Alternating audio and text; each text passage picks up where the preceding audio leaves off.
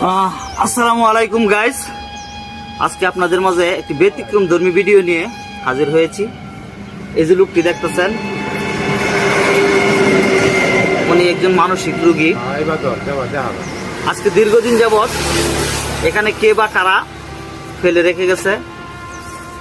কিশোরগঞ্জ থেকে ময়মনসিংহ হাইওয়ে রুটের পাশে লক্ষ্মীগঞ্জ এবং বরতলা বাজারের মাঝখানে হাইওয়ে রুটের পাশে ফেলে রেখে গেছে।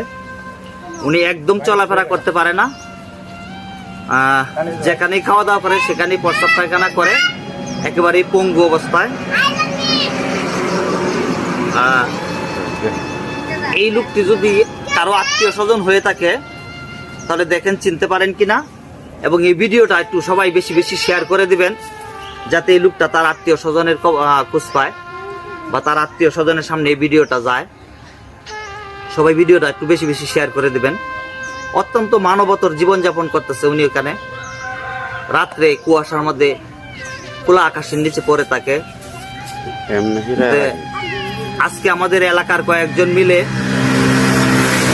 আমার দুই মামা এবং এলাকাবাসী মিলে ওনার জন্য এখানে একটা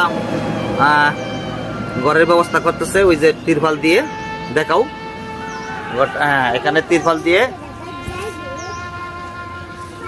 এখানে তিরপাল দিয়ে একটা ঘরের ব্যবস্থা করতেছে, যাতে রাতে কুয়াশা না লাগে, ওনার গায়ে কুয়াশা না পড়ে।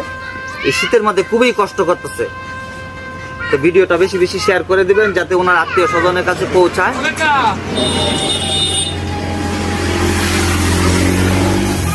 সবার কাছে অনুরোধ রইল, এই ভিডিওটা বেশি বেশি শেয়ার করে দিবেন। দেখেন, আবার ভালো করে দেখেন, ভালো করে মুখটা দেখাও, ভালো করে মুখটা দেখাও।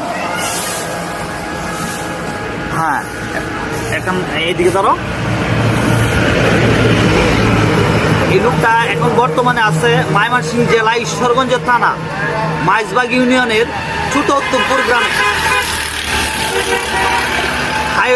হাইওয়ে রোডের পাশেই ছোট উত্তমপুর গ্রামে এখনো আপাতত আছে। ভিডিওটা একটু শেয়ার করে দিবেন, যাতে আত্মীয় স্বজনের কাছে ভিডিওটা পৌঁছে যায়। আল্লাহ হাফেজ, সবাই ভালো থাকবেন।